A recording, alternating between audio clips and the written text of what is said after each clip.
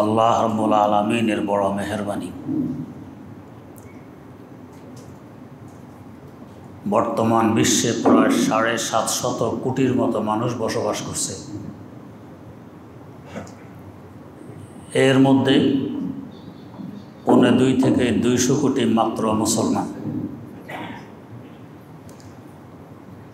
এই 2.25 থেকে 200 কোটি মুসলমান তো নামে, বাস্তবে ঈমান আকীদা নিয়ে কয়জন আছে? এর মধ্যে আবার নামাজি কয়জন আছে? এর মধ্যে মসজিদে এসে জমাতে কয়জনে নামাজ পড়ে? অনেক অল্প সংখ্যক। এই অল্প সংখ্যকের মধ্যে আল্লাহ পাক আমাদেরকে রেখেছেন, কত বড় মেহেরবানি ওনার। দুনিয়াতে মাছির সংখ্যা বেশি মৌমাছির তুলনায়। মৌমাছির তুলনায় মাছির সংখ্যা বেশি। মাছির থেকে মৌমাছির মূল্য অনেক বেশি। মূল্যবান বস্তু কমই থাকে, যে বস্তুর মূল্য কম এটা বেশি থাকে।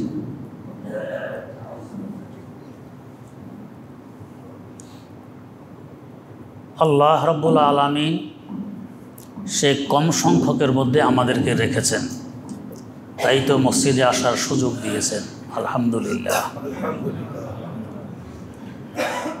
আমরা মসজিদে এসেছি কেন? আমাদের ভিতরে ঈমান আছে এজন্য। যাদের ঈমান নেই, কাফের মুশরিক, এরা কি মসজিদে আসে? আসবে না।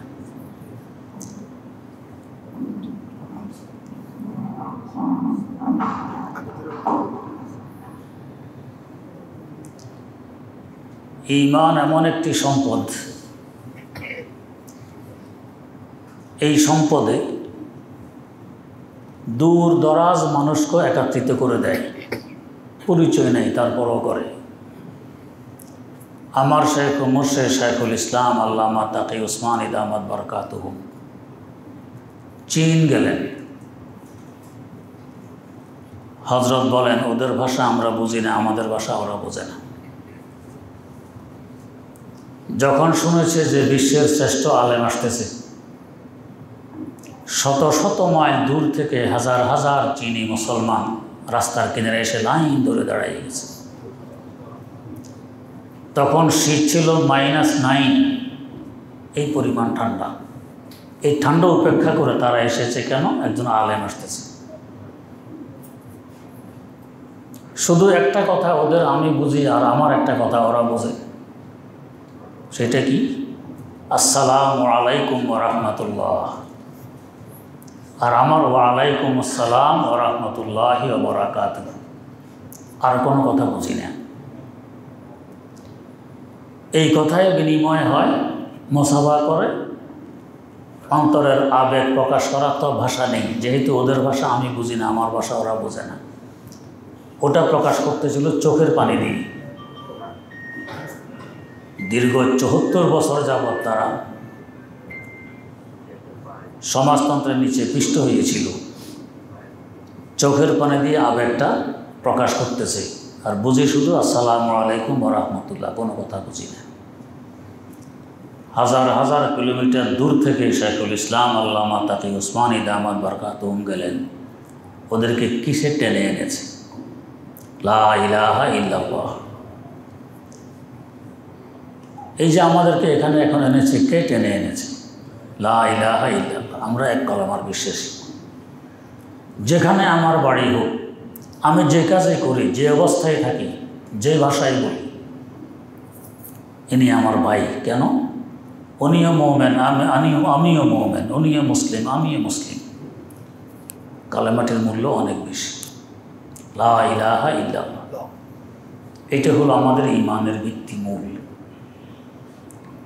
এরপরে আরও 4টি ভিত্তি আছে। আমরা সকলে জানি ইসলামের 5 বেনা, 5টি স্তম্ভের উপরে ইসলাম দাঁড়াইয়াছে। ঈমানের পর নামাজ, রোজা, হজ ও যাকাত, 4টি। এখানে একটু বোঝার বিষয়, ইসলামে আরও অনেক ফরজ আছে। পর্দা করা ফরজ, সত্য বলা ফরজ, সতর ঢাকা ফরজ। অন্য ফরজকে স্তম্ভ বলা হয়নি। এই 4টি ফরজকে কেন স্তম্ভ বলা হইল? এর বৈশিষ্ট্য কী, কারণ কী? কারণ হলো আমাদের মধ্যে এমন কেউ নেই দৈহিকভাবে যে রোগী না আছে। কিছু না কিছু রোগ কারো না কারোর মধ্যে আছেই। রোগমুক্ত আমরা কেউ নেই। তেমনিভাবে আত্মিকভাবে আমরা রোগী, এমন কেউ নেই যে আমাদের আত্মায় কোনো রোগ নেই। দেহের কিছু রোগ আছে মৌলিক, কিছু আছে শাখাগত। মৌলিক রোগের চিকিৎসা না করে শাখাগত রোগের চিকিৎসা করলে সাময়িক উপকৃত হতে পারি, কিছুদিন পর আবার এই রোগ দেখা দেয়। যেমন ধরুন, ডায়াবেটিস একটি মৌলিক রোগ। এই রোগ শুরু হলে দাঁত নষ্ট হয়, চোখের জ্যোতি নষ্ট হয়, কিডনি নষ্ট হয়, যৌনশক্তি নষ্ট হয়, দৈহিক শক্তি নষ্ট হয়, আর কত রোগ শুরু হয়ে যায়। আমি মৌলিক রোগ ডায়াবেটিসের চিকিৎসা না করে চোখের চিকিৎসা করতেছি। সাময়িক উপকার হবে, 2-4 দিন পর আবার সমস্যা দেখা দেবে। হ্যাঁ, যদি ডায়াবেটিসের চিকিৎসা করে ফেলতে পারি, বাকি শাখাগত রোগগুলো অটোমেটিক সেরে যাবে। আত্মারও কিছু আছে মৌলিক রোগ, কিছু আছে শাখাগত রোগ। আত্মার মৌলিক রোগ 4টি। 1 নম্বর মৌলিক রোগ অহংকার। আমি বড়, আমি ভালো, বাকি সব তুচ্ছ, আমি সব কিছু। এই রোগ যদি কারোর মধ্যে সৃষ্টি হয়, হিংসা শুরু হয়। আরেকটি রোগ, শাখাগত রোগ, আত্মার রোগ, হিংসা। কেন? কেউ যদি ওকে বড় মনে করে, বড় তো আমি, ওকে কেন বড় মনে করতেছে? ওর গীবত শুরু করে, শেখায়ত শুরু করে, কুৎসা রটানো আরম্ভ করি, তার সাথে হিংসা শুরু হয়। অনেক শাখাগত রোগের সৃষ্টি হয় এই অহংকারের কারণে। 2 নম্বর মৌলিক রোগ আত্মার জন্য শোহরত, পরিচিতি। সবাই আমাকে চিনুক, আমাকে জানুক, অন্য কাউকে না চিনুক। এ রোগ যদি কারোর মধ্যে সৃষ্টি হয়, আরেকজনের পরিচিতি বেড়ে গেলে হিংসা শুরু হয়, গীবত, শেখায়ত, কুৎসা শুরু হয়, আরও কত কিছু। আত্মার 3 নম্বর মৌলিক রোগ নেতৃত্বের চাহিদা। নেতা হব একমাত্র আমি, সর্বত্র নাক গলাবো আমি, শুনতে হবে শুধু আমার কথা, অন্য কারো কথা শোনা যাবে না। এটা শুরু হয়ে গেলে বহু শাখাগত রোগ শুরু হয়। হিংসা, মারামারি, হানাহানি, মিথ্যা, অপবাদ, গীবত, শেখায়ত, সব কিছু। 4 নম্বর মৌলিক রোগ লোভ, লালসা। এটা শুরু হয়ে গেলে সুদ খায়, ঘুষ খায়, চাঁদাবাজি করে, মাপে কম দেয়, মালে ভেজাল করে, মিথ্যা বলে, ধোঁকা দেয়, মস্তানি করে, বহু শাখাগত রোগ সৃষ্টি করে। এই 4টি মৌলিক রোগের যদি আমি চিকিৎসা করতে পারি, অসংখ্য শাখাগত রোগের চিকিৎসা হয়ে যাবে। এই 4টি রোগ আমার মধ্যে কেন সৃষ্টি হয়? এর কারণও 4টি। সেই 4টি কারণ হলো, আল্লাহ রাব্বুল আলামিন আমাদেরকে মৌলিক 4টি ম্যাটেরিয়াল দিয়ে সৃষ্টি করেছেন। 1 নম্বর, আমাদের মধ্যে আছে আগুন। তাই তো আমাদের শ্বাস নিঃশ্বাস গরম, প্রস্রাব গরম, রক্ত গরম। আগুন যদি কমে যায়, ধনুষ্টঙ্ক রোগ সৃষ্টি হয়, নিউমোনিয়া শুরু হয়। আগুন আছে। আগুনের স্বভাব কি? আরবিতে বলে তাড়াল্লি, উপরের দিকে উঠা আগুনের স্বভাব। সে নিচে নামতে রাজি হয় না। মোম জ্বালাইলেন, চেরাগ জ্বালাইলেন, রেশা থেকে উপরের দিকে 3 ইঞ্চি পরিমাণ আগুন জ্বলতেছে। মোম আর চেরাগকে যদি উপর করেন, এখন কি নিচের দিকে 3 ইঞ্চি জ্বলবে না, সে উল্টো উপরের দিকে। তা আগুনের স্বভাব। সে সবসময় চায় আমি উপরে থাকি, আমি বড়। যেহেতু আগুন আমার মধ্যে আছে, আগুন আমার মধ্যে তার স্বভাব বিস্তার করেছে। তাই আমার মধ্যে এই স্বভাব, আমি বড়, আমি ভালো, আমি সকলের ঊর্ধ্বে, বাকি সব তুচ্ছ। চিকিৎসা হয় উল্টো বস্তু দিয়ে। হাদিস শরীফে আছে আবরিদুল হুম্মা বিল মাইল বারিদ, জ্বরকে ঠান্ডা পানি দিয়ে ঠান্ডা করো। যখন জ্বর ওঠে, দেহ গরম হয়, মাথায় পানি দাও, টাওয়াল ভিজিয়ে দেহ মুছে দাও। আর যদি 105, 6, 7 ডিগ্রি হয়ে যায়, বরফ দিয়ে ঢেকে রাখো, ঠান্ডা দিয়ে গরমকে ঠান্ডা করো। উল্টা বস্তু দিয়ে চিকিৎসা করতে হয়। আরবিতে বলে ইলাজ বিজিদ। যেহেতু আগুন আমাদের মধ্যে আছে, আগুন চায় আমাকে উপরে তুলে নেবে, অহংকার সৃষ্টি করবে। আল্লাহ পাক উল্টা বস্তু দিয়ে চিকিৎসা করলেন, সেটা হলো নামাজ। কিভাবে আগুনের উল্টা নামাজ? হাদিস শরীফে আছে নামাজ শুরু হয় তাকবীরে তাহারিমা দিয়ে, শেষ হয় সালাম দিয়ে। তাকবীরে তাহারিমার সময় উভয় হাত উপরের দিকে তুলতে হয়। কি পরিমাণ তুলব, এই ব্যাপারে একাধিক হাদিস আছে। এক হাদিস আছে কানের লতি পর্যন্ত তোলো, বৃদ্ধাঙ্গুলির মাথা।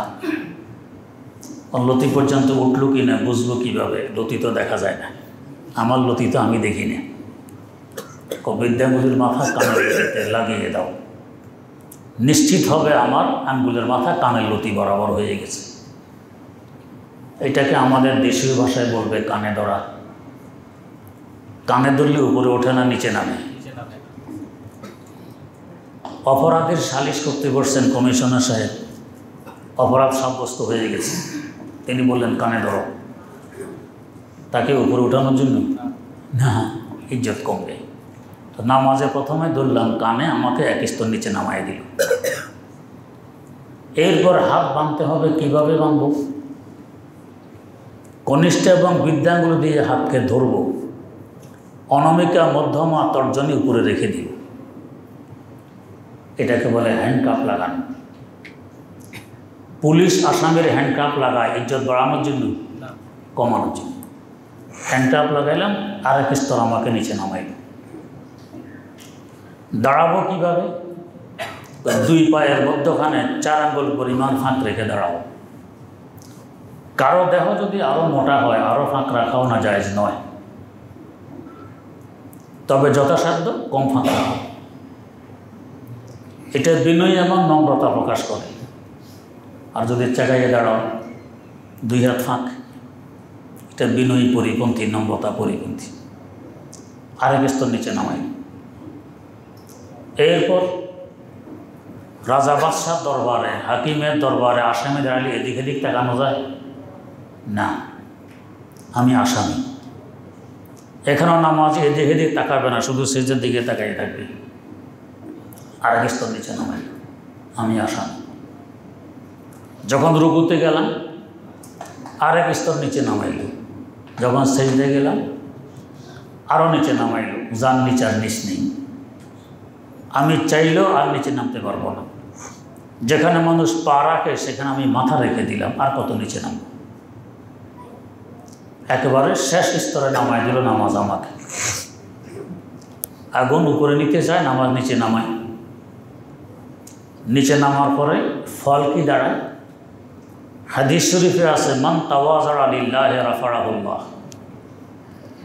যে আল্লাহর ওয়াস্তে নিজকে নিজে নিচে নামায়, ছোট বানায়, আল্লাহ পাক তাকে উপরে তুলে নেন, মর্যাদা বাড়াইয়ে দেন।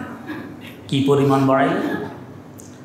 আল্লামা রুমি রহমতুল্লাহ আলাইহি মুসনাদ শরীফে লিখেছেন, বাজাহের সেজদাগা আশকি জমি বুত, বাবাতেন সেজদা বর আরশে গরিবুত, বাবাতেন সেজদা বর আরশে গরিবুত। নামাজি বান্দা যখন সেজদা অবস্থায় তার মাথা মাটিতে রাখে, আমরা বাহ্যিক দৃষ্টিতে দেখি এর মাথাটা মাটিতে, বাস্তবে তখন মাটিতে থাকে না। আমার আল্লাহ তার কুদরতি আকর্ষণ দিয়ে তার মাথাকে টেনে আরশে মাওলায় তুলে নেন। বাস্তবে সেজদা ওখানে হয় মাওলার কুদরতি কদমের উপরে, যার উপর আর উপর নেই। তো যার নিচ আর নিচ নেই, আমি সেখানে নামলাম নামাজের মাধ্যমে। আল্লাহ পাকের বরকতে এত উপরে নিয়ে নিলেন যার উপরে আর উপর নেই।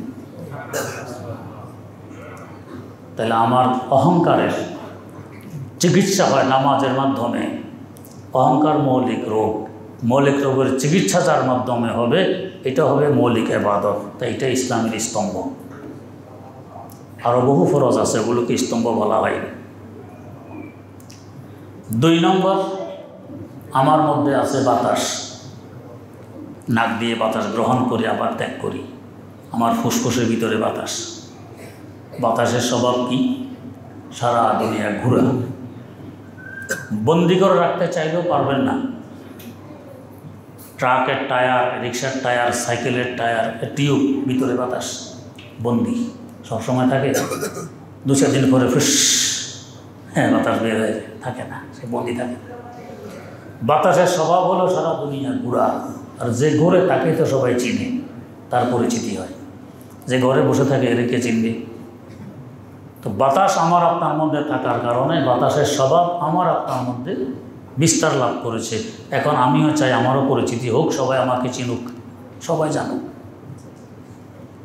আর এই পরিচিতিটা হয় ইমতিয়াজি শানের মাধ্যমে, ব্যতিক্রম ধর্মীয় অবস্থার মাধ্যমে। যেমন আমরা এখানে বসে আছি সকলেই টুপি পরিহিত অবস্থায়, টুপিগুলো মাথার সাথে লেগে আছে। যদি এক ব্যক্তি এমন আসে তার টুপি মাথার উপরে 3 হাত উঁচু, সবাই ওই দিকে তাকাবো না? চেনার চেষ্টা করব, পরিচয় নেওয়ার চেষ্টা করব, লোকটি কি এত উঁচু টুপি। কেন তার পরিচয় নিব? ব্যতিক্রম ধর্মীয় অবস্থা নিয়ে এসেছে। আল্লাহ রাব্বুল আলামিন এই পরিচিতি নামক মৌলিক রোগের চিকিৎসার জন্য দিলেন হজ। হজে ইমতিয়াজি শান নেই, ব্যতিক্রম ধর্মী কোনো অবস্থা নেই। রাজা বাদশার যে পোশাক 2খানা কাপনের কাপড়, ফকির মিসকিনেরও সেই পোশাক 2খানা কাপনের কাপড়। ধনীর যে বলি, গরিবেরও সেই বলি। কি বলি? লব্বাইক আল্লাহুম্মা লব্বাইক, লব্বাইক লা শারীকা লাক লব্বাইক, ইন্নাল হামদা ওয়ান নি'মাতা লাকা ওয়াল মুলক লা শারীকা লাক। সকলের এই নয় যে আমি ক্ষমতাসীন, আমার বলি হবে একরকম, তুমি আমার অধীনস্থ, তোমার বলি হবে আরেক রকম। এটা এখানে চলবে না। কাজ এক, রাজা বাদশাহ তোয়াফ করবে, ফকির মিসকিনও তোয়াফ করবে। রাজা বাদশাহ শাড়ি করবে, ফকির মিসকিনও শাড়ি করবে। আরাফার ময়দানে ওরাও অবস্থান করবে, এরাও করবে। অবস্থা হবে না কোই বান্দা রাহার, না কোই বান্দা নওয়াজ। কোনো ভেদাভেদ নেই, ব্যতিক্রম ধর্মীয় অবস্থা নেই। এটা আমার সৌরতার পরিচিতির মূলক পাঠন করে। তাই হজ একটি স্তম্ভ। তবে প্রত্যেক বস্তুকে আপনি 2 ধরনের কাজে ব্যবহার করতে পারেন, প্রত্যেক বস্তুকে। এই যে আমরা নামাজে এসেছি, কেন আসলাম? নামাজ আদায় করবো এই লক্ষ্যে। লাভ কী হইল? প্রতি কদমে কদমে এক একটি নেকি আমলনামায় এসে গেছে। আমার ঘর থেকে যদি মসজিদ পর্যন্ত 100 কদম হয়, 100 নেকি পেয়ে গেছে। প্রতি কদমে কদমে একটি গুনাহ মাফ হয়ে গেছে, 100টি গুনাহ মাফ হয়ে গেল। প্রতি কদমে কদমে এক স্তর মর্যাদা বেড়ে গেছে, দরজা বুলন্দ হইল, 3টি লাভ। আরেক বেটা মসজিদে আসতেছে, উদ্দেশ্য কি? মসজিদেরা যখন সেজদা যাবে, জুতা কোনটা দামি এটা নিয়ে চম্পট। তাহলে মসজিদে আপনিও এসেছেন, ও এসেছে, 2 জনের আশা এক, কিন্তু একজনের সওয়াব আর একজনের গুনাহ। মসজিদে আশাকে 2 ধরনের কাজে ব্যবহার করতে পারি। তেমনিভাবে হজ, যে হজ ছিল আমার পরিচিতির মূল উৎপাটনের একটা মাধ্যম, সে হজকে চাইলে পরিচিতির জন্য ব্যবহার করতে পারি। হজে যাওয়ার আগে পত্রিকায় দিলাম, অমুক তারিখে আমি হজে রওনা করছি, আপনাদের দোয়া প্রার্থী। দোয়া চাওয়ার আর জায়গা ছিল না। ফিরার পরে আবার পত্রিকায় কি, আপনাদের দোয়ায় হজের কার্যাদি সুষ্ঠুভাবে সম্পাদন করে দেশে ফিরেছি, আপনাদের কৃতজ্ঞতা প্রকাশ করি। কৃতজ্ঞতার প্রকাশের আর জায়গা ছিল। সবাই আমাকে চিনুক, জানুক যে আমি হজ করে এসেছি। আমি নিজ কানে শুনেছি একজন অনেক বড় মানুষ বক্তব্য বলতেছে, একবার হজ করলে মানুষ আলহাজ বলে, আমি 2বার করেছি আমাকে আলহাজ বলে না, বড় দুঃখ আলহাজ বলে। আরেকবারটা জিজ্ঞেস করে, ভাই আপনার নাম কি? আমার নাম হাজি সমদ আলী।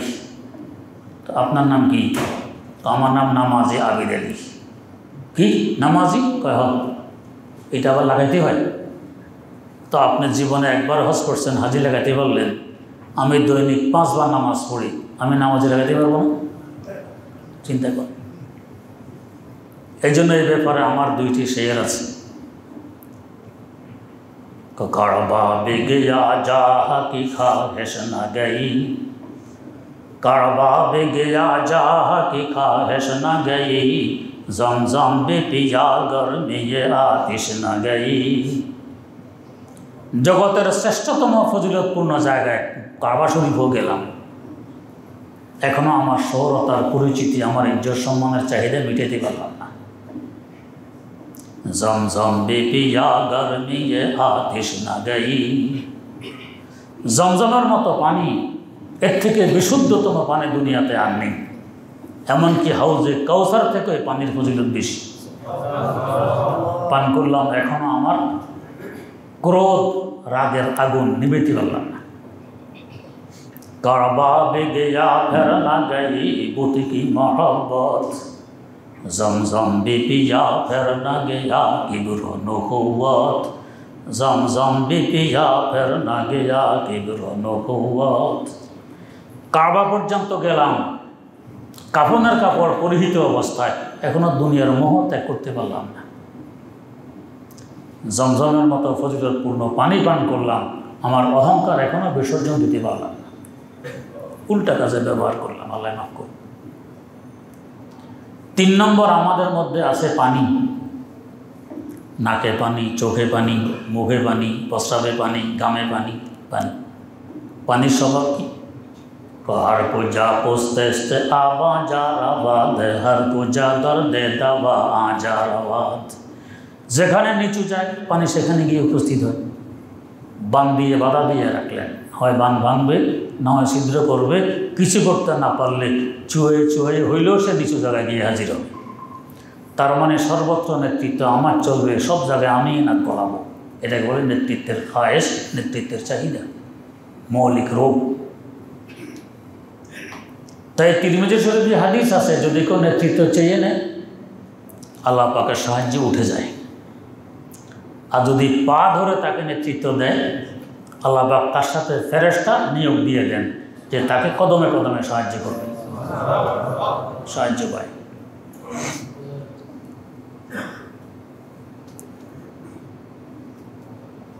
আল্লাহ রাব্বুল আলামিন এই খাহেশ মেটানোর জন্য চিকিৎসা দিলেন রোজা। রোজা খাহেশ মিটায়, চাহিদা মিটায়। প্রচণ্ড গরম, দুপুর বেলা খুব পিপাসা, ফ্রিজের ভিতরে ঠান্ডা পানি আছে, সুস্বাদু শরবত আছে, চাইলে চুপে চাপে পান করে পিপাসা মিটাইতে পারি। রোজা বলে না, এই চাহিদা মেটানো যাবে না, এই খাহেশ পূরণ করা যাবে না, তুমি রোজাদার। লম্বা দিন, বিকেলবেলা প্রচণ্ড ক্ষুধা, সুস্বাদু খাবার পাক করা আছে, চাইলে খেতে পারি। কয় না, রোজা বাধা দেয়, এ খাহেশ পূরণ করা যাবে না, এই চাহিদা মেটানো যাবে, তুমি রোজা। রোজার মাধ্যমে আমার খাহেশের চিকিৎসা হয়, চাহিদার চিকিৎসা হয়, নেতৃত্বের চিকিৎসা হয়। এই জন্য রোজা একটি স্তম্ভ। 4 নম্বর, আমার মধ্যে আছে মাটি। সাবান শ্যাম্পু দিয়ে গোসল করে আসলাম, একটু পর ঘামিয়ে গেলাম, ঘাম শুকানোর পরে ডলা দিলেন, আবার মাটি। মাটির স্বভাব কি? লোভ। সব কিছু আমার হবে। একটি লৌহ দণ্ড মাটির নিচে ঢুকিয়ে রাখলেন, কিছুদিন পরে খুঁজলে নেই। কে নিল? চোর নেয়নি, মাটি নিজে হজম করে মাটি বানিয়ে ফেলেছে, এটা আমার। এমনকি যে সমস্ত বস্তু অপ্রয়োজনীয়, ঘৃণিত, ময়লা আবর্জনা, পায়খানা, প্রস্রাব পর্যন্ত মাটি হজম করে মাটি বানায়, এইটাও আমার। লোভ। মাটি যেহেতু আমার আপনার মধ্যে আছে, তাই লোভ আমার আপনার মধ্যে এসে গেছে মাটির প্রভাব। রোড কার্পেটিং চলতেছে, পিচ ডালাই, পিচ কতগুলো পড়ে আছে পাশে। পড়তে যেতেছে, এক ছেলে দেখে যে ফিস পড়ে আছে, এক দলা উঠে যায় পকেটে নিছে। সারাদিন লেখাপড়া করে বিকেলে বাড়িতে গিয়ে কী খুশি, বড় আফাকে ডাকে, কয় আফা ফিস কতগুলো নিয়ে আসছে পকেটে। এখন ভাই আর আফা মিলে ফিস বাইর করতে পারে না, পকেটের ভিতরে ফিস। শেষমেশ কাটতে হয়েছে। এই নরম ফিস জামা থেকে বাইর করা সম্ভব, পকেটের ভিতর থেকে বাইর হয়। এখন জামা তো ছিদ্র, তালে দিলে দেখতে খারাপ দেখা যায়, তো নিচের তালে দিয়ে উপরে বড় করে জ্যাব বানিয়ে দিছে। উপর থেকে বোঝা যায় জ্যাব, আসলে ভিতরে তালি। এই দশা কেন? লোক। এই ফিস দিয়ে আমি কী করবো, দরকার তো নেই, পড়ে আছে তো থাকুক, আমার মধ্যে যে মাটি আছে তার সমান, দরকার হোক আর না হোক সব আমার। এক দুনিয়া আমার হলে আরেক দুনিয়া লাগবে। এমন মানুষ আমাদের সামনে এখনও আছে, ছেলে নেই, মেয়ে নেই, স্ত্রীও নেই, কেউ নেই। বাড়ির পর বাড়ি নির্মাণ চলছে, 7 তালা 8 তালা বাড়ি, কে থাকবে? আল্লাহ, কে থাকবে? এই লোভ কেন? মাটি আমার মধ্যে আছে, তাই এই লোভ সব আমার হইতে হবে, অন্য কারো হইতে পারবে না। এটার চিকিৎসার জন্য আল্লাহ পাক উল্টো বস্তু দিলেন, জাকাত, সাদাকাতুল ফিতর, কোরবানি, দান খেরাত, উল্টো বস্তু দিয়ে চিকিৎসা। লোভ বলে সব সম্পদ আমার দিকে আসুক, জাকাত বলে না, উল্টার দিকে যাক, গরিবের দিকে যাক। এতে করে আমরা মনে করি সম্পদ কমে যায়, জাকাত দিলে কমলো, সাদাকা করলে কমলো, দান করলে কমলো। আমার আল্লাহ বলেন তার উল্টোটা, ইয়ামহাকুল্লাহু রিবা ওয়া ইউরবিস সাদাকাত। সুদে সম্পদ ধ্বংস করে, দানে বাড়ায়। দানে বাড়ায়, সুদে ধ্বংস করে। কীভাবে বাড়ায়? যাদের চক্ষু আছে তারা দেখে, যাদের চক্ষু নেই এরা দেখবে না। অদৃশ্যভাবে এটা বেড়ে যায়।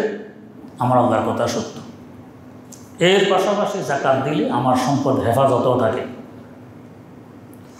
ভারতের দ্বিতীয় বৃহত্তম মাদ্রাসা সাহারানপুর মাদ্রাসা, মাদ্রাসার ক্যাশিয়ার ছিলেন একজন মূর্খ মানুষ, কিন্তু বড় পরহেজগার মুত্তাকি মূর্খ। কথা বলার সময় কথার ফাঁকে ফাঁকে বলতেন আল্লাহকে ফজল সে। যেমন আমরা কথা বলতে মাঝে মধ্যে বলি আমার কথা বুঝতে পেরেছেন তো, কেউ বলি বুঝাইতে পারলাম তো, এটাকে আমরা বলি কথার বাক্কা।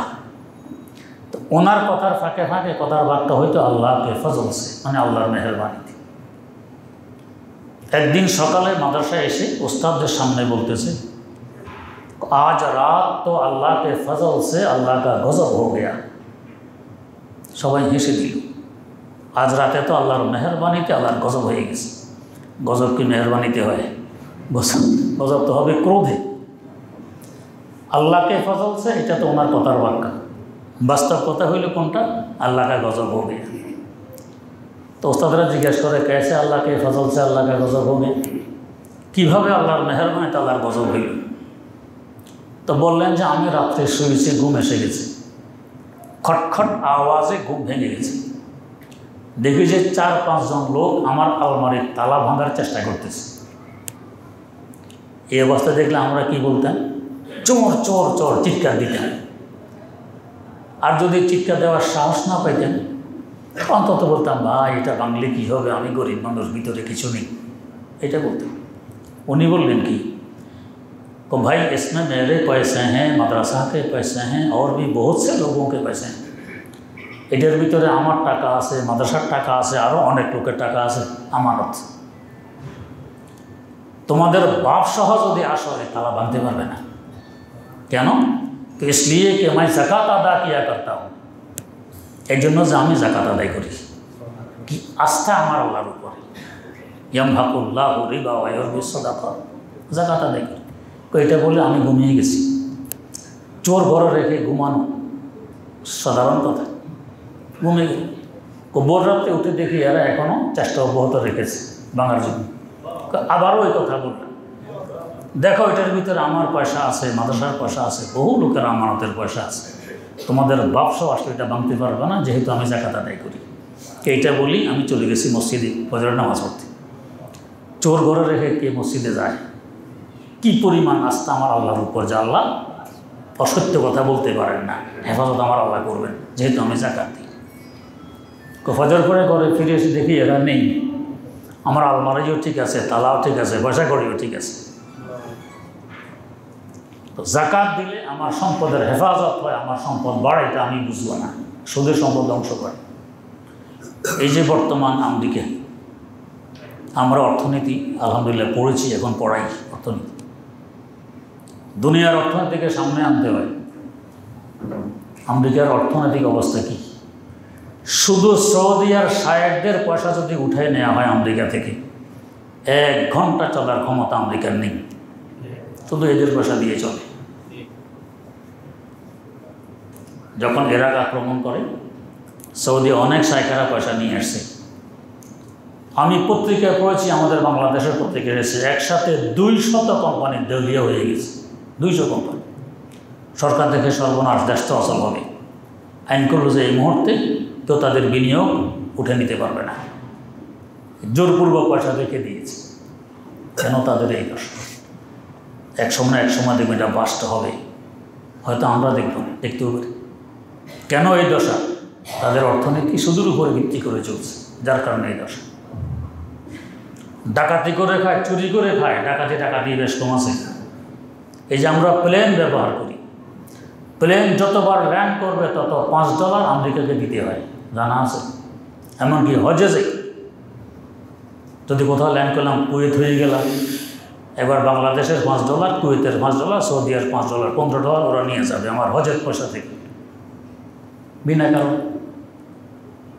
হাজার হাজার মানুষ ভিসার জন্য লাইন ধরে, ভিসা দিলেও যে টাকা শেষ, না দিলেও শেষ, আপনাকে টাকা ফেরত দিবে না। বিদেশে আপনি মাথার ঘাম পায়ে ফেলে অর্থ উপার্জন করতেছেন, দেশে পাঠাইতেছেন, ওদের একটা ভাগ আছে, ভাগটা তারা নিয়ে এইভাবে চলতেছেন। এইভাবে কতদিন চলবে? এক সময় বাস্ট হবে। কেন তাদের এই দশা? ইয়ামহাকুল্লাহ রিবা, সুদ সম্পদকে ধ্বংস করে দেয়। যাই হোক, তো জাকাত এই জন্য ইসলামের স্তম্ভ। এটা আমার লোভ লালসার চিকিৎসা করে, যেটা মৌলিক রোগ। তাই এই 4টি ইসলাম এই স্তম্ভ হিসাবে ঘোষণা দিয়েছে, এগুলো মৌলিক রোগের চিকিৎসা হয়। আমরা যদি এই 5টি স্তম্ভ, 1 নম্বর ঈমান, এরপরে নামাজ, এরপরে হজ, তারপর রোজা, তারপর যাকাত ঠিকঠাকভাবে পালন করতে পারি, ইনশাআল্লাহ মৌলিক এই 4টি আত্মার রোগের চিকিৎসা হবে। এর মাধ্যমে হাজার হাজার রোগের চিকিৎসা হয়ে যাবে। তবে নিজে নিজে চিকিৎসা করতে গেলে অনেক সময় চিকিৎসা হয় না, মাঝে মাঝে রিয়েকশন হয়, চিকিৎসক লাগে। দেহের চিকিৎসার জন্য চিকিৎসক লাগে, আত্মার চিকিৎসার জন্য চিকিৎসক লাগে। তাই আল্লাহওয়ালাদের কাছে আসতে হয়। যিনি এই রাস্তার ডাক্তার, তার শরণাপন্ন হইতে হয়। তার সংসব আর সোহবতে আসলে, তার সান্নিধ্যে আসলে সহজে চিকিৎসা হয়ে যায়। একটি কথা বলে শেষ করছি। হযরত নিজামউদ্দিন আউলিয়া রাহিমাহুল্লাহ, কে আছে আমরা তার নাম শুনি নেই, তার মহব্বত আমাদের অন্তরে নেই, এমন কোনো মুসলমান নেই। নিজামউদ্দিন আউলিয়া অসুস্থ, চিকিৎসা কাজ করতেছে না, হাকিম ডাক্তার সব ফেল। সাথে সঙ্গীরা বলল, হুজুর অমুক জায়গায় একজন সন্ন্যাসী আছে, সন্ন্যাসী হিন্দু, ও তাওয়াজ্জু দিলে রোগ ভালো হয়, ওষুধ সেবন করতে হবে না, তাবিজ তুমানের দরকার পড়বে না, যার ফুকেরও প্রয়োজন হবে না, তাওয়াজ্জু দিলে রোগ ভালো হয়, আপনাকে ওখানে নিয়ে যাই। নিষেধ করলেন না, ওখানে নেবে না। কিন্তু অসুস্থতা বাড়তে বাড়তে এক পর্যায়ে তিনি বেহুঁশ হয়ে গেছে। সাথে সঙ্গে রাখো, এই তো সুযোগ, এখন নিয়ে যাই। আর বিজাতি থেকে চিকিৎসা গ্রহণ করা না জায়েজও নয়, জায়েজ আছে, নিয়ে গেছে। সন্ন্যাসীর পাশে বসে তাওয়াজ্জু দিতেছে। এক পর্যায়ে তিনি সুস্থ হয়ে উঠে বসে গেলেন। আশ্চর্য ব্যাপার, যেখানে হাকিম কবিরাজ ফেক ওষুধ কাজ করলো না, আর এক অমুসলিম মুশরিক, তার তাওয়াজ্জুতে উনি সুস্থ। জিজ্ঞেস করলেন, বেটা এই গুণ কিসের বিনিময়ে তুমি অর্জন করেছ? মাত্র এক কাজের বিনিময়ে। কী কাজ? আমার নফস আমাকে যা বলে আমি তার উল্টা করি, নফসের কথা শুনি না। নফস যদি বলে এখন খাও, এখন খাবো না। নফস বলে ঘুমাও, তো এখন ঘুমাবো না। নফস বলে আরাম করো, এখন করবো না। নফস বলে বলো, তো এখন বলবো না, উল্টে। এর বরকতে ভগবান আমাকে এই গুণে গুণান্বিত করেছে। হযরত বললেন, বেটা ইসলাম গ্রহণ করতে নফস বলে? কয় না, বলে না। তো সকল কাজ নফসের উল্টা করলা, এটা কেন বাদ রাখলে? এটা উল্টা করে দেখো না, তোমার আরও কত গুণ বাড়ে। এখন সে অন্তর থেকে যেন বলতেছে, জাযাকাল্লাহকে চশমম বাজ কর দি, মোরাবা জান যা হামরাজ কর দি, মোরাবা জান যা হামরাজ কর দি। ও আল্লাহর ওলি, আপনি তো আমার দিব্য চক্ষু খুলে দিলেন। এতদিন তো অন্ধ ছিলাম, কিছু দেখিনি, এখন দেখতেছি আমি জাহান্নামের কিনারা দাঁড়ানো ছিলাম, আপনি সেখান থেকে টেনে জান্নাতের কিনারা নিয়ে এসেছেন। আর একটা ধাক্কা মারলে আমি জান্নাতে পৌঁছতে পারি। ও আল্লাহর ওলি, সাক্ষী থাকুন, আমিও পড়ে নিচ্ছি লা ইলাহা ইল্লাল্লাহু মুহাম্মাদুর রাসূলুল্লাহ। এর সামান্যতম এক আল্লাহর ওলির সংসব আর সান্নিধ্যের বরকতে জাহান্নামের খড়ি থেকে জান্নাতের মালিক। এই জন্য যখন গাছতে বাইর হয়, দোকানে পাটে খেতে খামারে দাওয়াত দেওয়া হয়, সব জায়গায় দেওয়ার নিয়ম কি? দোকানের ভিতরে রেখা দাওয়াত দিবে না, ডাকে এখানে নিয়ে আসবে, যেখানে সাথীরা আছে। এরা চতুর্দিকে গুনগুন করে তসবিহ পড়বে, আর যিনি মোতাকাল্লিম ভাষ্যকার উনি দাওয়াত দিবেন। কেন? এখানে আসলে এদের সংসব আর সোহবত পাবে, এদের সান্নিধ্যে আসবে, ফল পাওয়া যাবে। আর ওইখানে তার নিজের জায়গা আছে, অত ফল পাওয়া যাবে না। তো সোহবত আর সংসদ আল্লাহ ওয়ালাদের বড় গুরুত্বপূর্ণ জিনিস। আল্লাহ পাক তাই আদেশ করেছেন, কোনো মারাস সাদিকিন, সচ্চা মানুষ যারা, এদের সংসদ এখতিয়ার করো, সোহবতে থাকো, তোমার পরিবর্তন করবে। আল্লাহ রাব্বুল আলামিন আমাদেরকে তৌফিক দান করুন। আমার একটু তাড়া। সুবহানাল্লাহি ওয়া বিহামদিহি, সুবহানাকাল্লাহুম্মা ওয়া বিহামদিক, আশহাদু আল্লা ইলাহা ইল্লা আনতা, আস্তাগফিরুকা ওয়া আতুবু ইলাইক।